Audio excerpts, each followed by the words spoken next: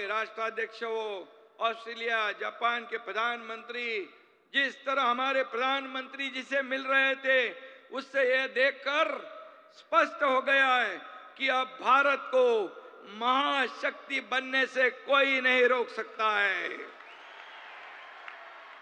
Joe Biden और मोदी जी, इनकी bonding पूरी विश्व ने देखी है। इससे पता चलता है कि विश्व में हमारे देश और मोदी जी का प्रभाव कितना बड़ा है, और इसलिए हमारे देश आगे बढ़ रहा है। इसका हमें गर्व है, हमें फख्र है, हमें अभिमान है। मोदी जी, आप देश के गौरव के साथ मान सम्मान और देश की शान भी हो। 140 करोड़ जनता को आप पर गर्व है। यन से नरेंद्र और एम से मोदी होता है, लेकिन मैं कहता हूं यन से नेशन और एम से मिशन। और नेशनल डेवलपमेंट के मिशन पर हमारे मोदी जी है, इसका भी हमें अभिमान है।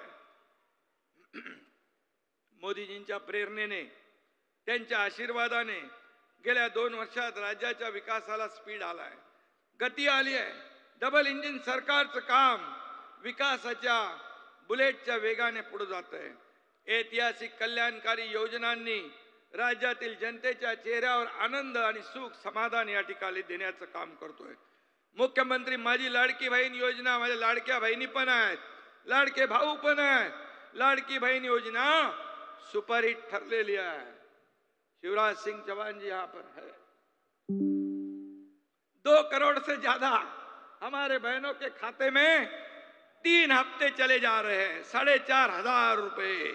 और ये योजना विपक्ष कहते हैं कि हम बंद करेंगे, लेकिन कोई भी माई का लाल हमारे बहनों की ये लाडली बहन योजना कभी बंद नहीं कर सकती है, क्योंकि ये हमारे गौर गरीब बहनों के लिए है।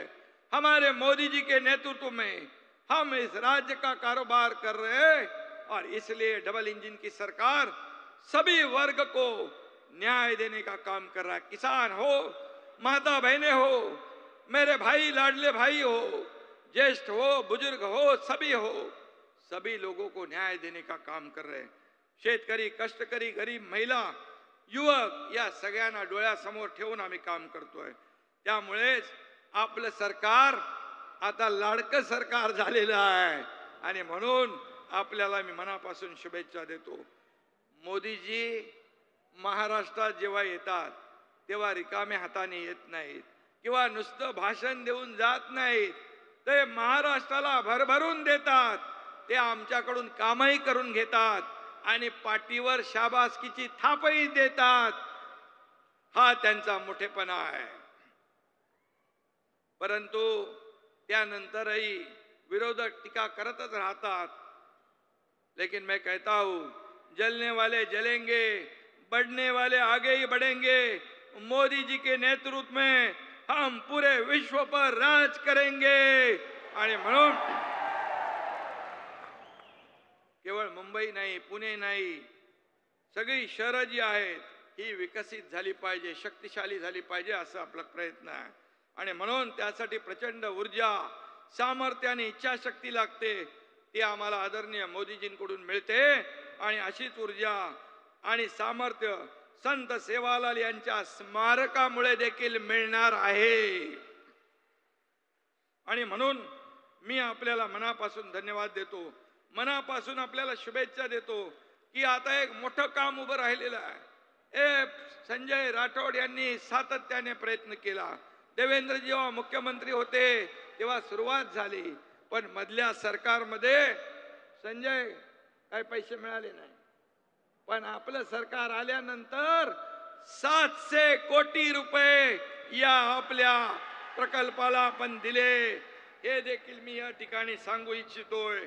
आणि म्हणून मी आदरणीय मोदीजींना मनापासून धन्यवाद देतो की त्यांनी आणखी एक मोठं काम केलं। महाराष्ट्राला मराठी भाषेला अभिजात भाषेचा दर्जा दिला। खरं म्हणजे हे देखील मोठा इतिहास आहे। गेल्या अनेक वर्ष अनेक लोकांना संधी असताना देखील या मराठी भाषेला मान सन्मान गौरव करण्याचा योग त्यांना मिळाला नाही, पण त्यालाही योगायोग लागतो. आणि म्हणून नवीन नवीन मोठी मोठी कामं, नवीन नवीन निर्णय मोदीजींच्या काळात होतात. भूमिपूजन ज्याचं होतं त्याचं लोकार्पण पण मोदीजींच्या काळात होतं. हा इतिहास आहे, त्याला योगायोग लागतात. आणि म्हणून मी आपल्या सगळ्यांना मनापासून धन्यवाद देतो. मनापासून मोदीजींना मी त्यांचं अभिनंदन करतो आणि त्यांना खूप खूप धन्यवाद. जय हिंद, जय महाराष्ट्र, जय सेवालाल, जय सेवालाल.